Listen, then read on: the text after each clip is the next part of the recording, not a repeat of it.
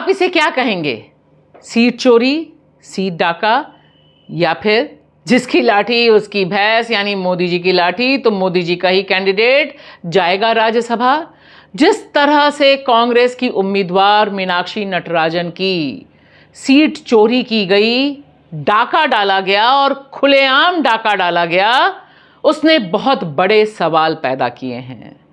और जिस तरह से यह सारा मामला खुलकर सामने आया है, उसके बाद कोई संदेह नहीं रह गया कि मोदी जी वोट चोरी करने के बाद अब सीटों पर डाका डालने का काम करने लगे हैं अपने पूरे तंत्र के साथ। मीनाक्षी नटराजन का केस, उनका राज्यसभा का नामांकन रद्द होना इसका लेटेस्ट एग्जाम्पल है।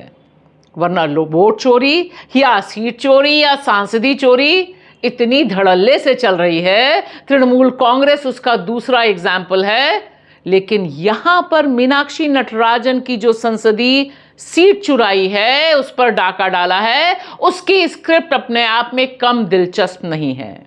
अब कांग्रेस के पास कोई और ऑप्शन नहीं बचा, वह जाएगी फिर से देश की सबसे बड़ी अदालत सुप्रीम कोर्ट का दरवाजा खटखटाएगी। लेकिन उससे बड़ा सवाल यह है कि आखिर मीनाक्षी नटराजन, जिनका राज्यसभा से नामांकन भरने के लिए मध्य प्रदेश की सीट चुनी थी, उनका नामांकन रद्द करके क्या संदेश दिया गया है और किस तरह से चुनाव आयोग उसका रिटर्निंग ऑफिसर बीजेपी के एजेंट के तौर पर खुलेआम काम कर रहा है, जबकि देश का कानून बिल्कुल अलग बात कह रहा है कि इस आधार पर, जिस आधार पर नामांकन रद्द हुआ है, वह कहीं से भी कानूनी आधार नहीं है। लेकिन कानून की सुनता कौन है? और इस पर डिटेल डिस्कशन देखिए हमारे इस प्रोग्राम में, और आप हमें बताइए कि आप दरअसल इसे क्या कहते हैं।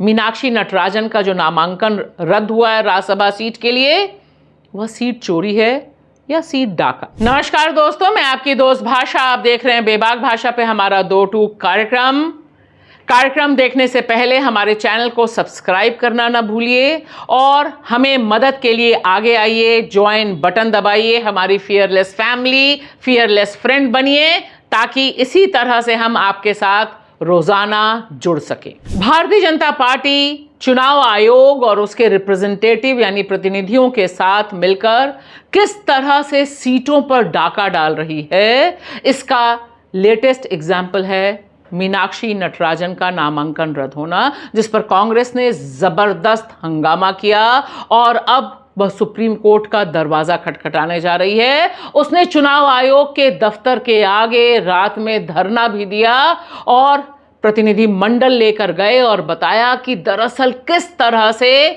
सरेआम कानून की धज्जियां उड़ रही हैं। यहां जिस कानून पर चर्चा हो रही है उसके बारे में जानना बहुत जरूरी है। वह कानून है रिप्रेजेंटेशन ऑफ पीपल्स एक्ट और उसका सेक्शन 33A। यह 2 आधार पर किसी भी कैंडिडेट का नामांकन रद्द करने का अधिकार चुनाव आयोग या उसके प्रतिनिधि को देता है। पहला ये, उसने कोई ऐसी जानकारी छुपाई हो, ऐसे किसी केस के बारे में छुपाया हो जिसमें 2 साल से अधिक की सजा मिलती है, या फिर ऐसा केस जिसमें चार्जशीट दाखिल की जा चुकी हो, यानी जुडिशियल प्रोसेस पूरा हो चुका हो।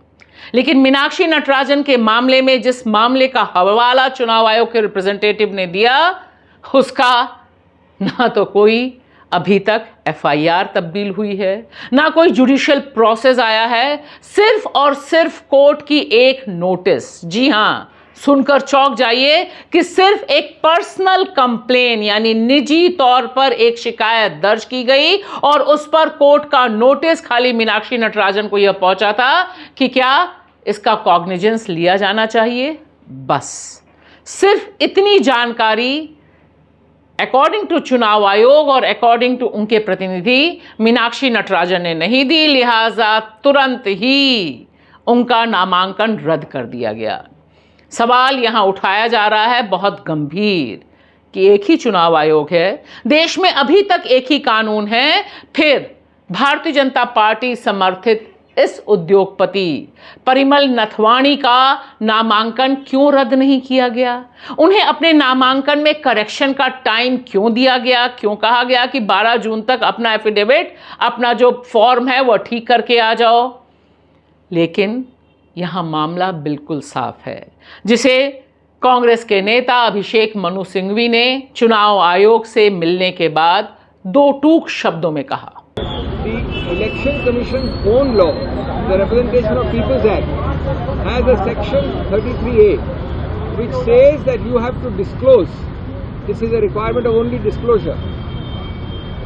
But first, you have to disclose only those cases which have a punishment of more than 2 years. But above all, only those cases where charges have been framed. The process of framing charges is a judicial process. A judge frames charges. Now, as a kindergarten or first year law student knows, the first step is a private complaint. That private complaint may be baseless, may have no legs to stand on. So the second stage is the taking of cognizance by the magistrate, a judicial element, an independent element. He may or may not take cognizance. There is an amendment to the law which says that before Mr. Judge you take cognizance, you must issue notice to the potential accused. Ms. Natarajan only received a notice to come to the court and tell the court why cognizance should not be taken. That means the notice she received was before any cognizance was taken. Number 3, any kindergarten and first year law student knows that without cognizance, no criminal case exists in the eyes of law. There is no criminal case merely if I allege something against somebody else without a cognizance taken. Number 4 is more absurd. You have rejected Ms. Natarajan's nomination on the non-existence of even cognizance, which means there is no criminal case which she could have disclosed. But you have done it at the first stage, whereas the section which I have just read to you, 33A, says that after cognizance, if it is taken, then there will be investigation. After investigation, there will be charge sheet. That is not enough.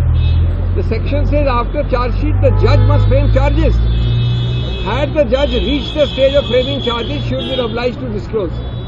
It is a bizarre thing that the RO has rejected it, saying that there is cognizance. The word used is Sangyan in the RO's order. Sangyan means cognizance. There is no cognizance taken. Congress और सारा विपक्ष इसे सीटों पर डाका डालना, संसदीय पर डाका डालने की संज्ञा दे रहा है और तकरीबन तस्वीर भी ऐसी ही है। बिल्कुल खुला खेल चल रहा है।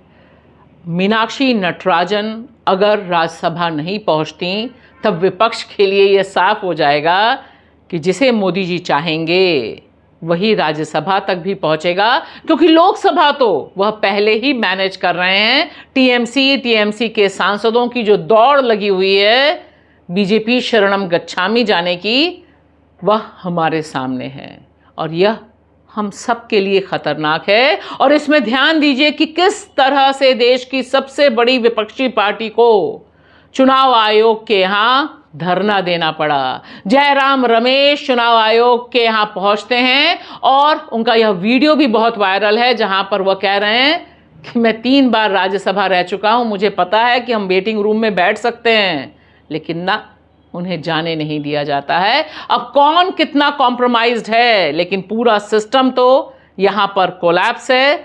अगर सुप्रीम कोर्ट जाने की नौबत आती है तब निश्चित तौर पर बात बिल्कुल साफ हो जाएगी कि विपक्ष के लिए राज्यसभा और लोकसभा दोनों के रास्ते बहुत मुश्किल हो गए हैं।